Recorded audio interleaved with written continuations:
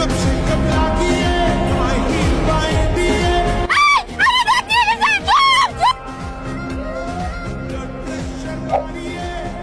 কোন ধ্যানে ছিলাম, আমার ব্যাগের ভিতরে আমার সবকিছু গেল।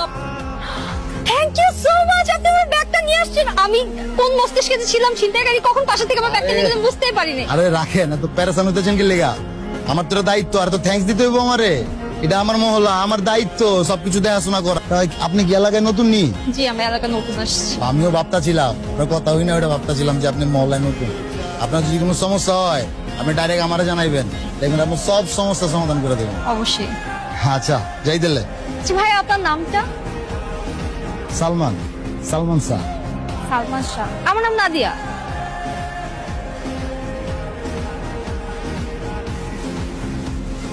মাই গড ভাই, আই এম এক্সট্রিমলি সরি, আমি আসলে আপনাকে দেখি নাই। সরি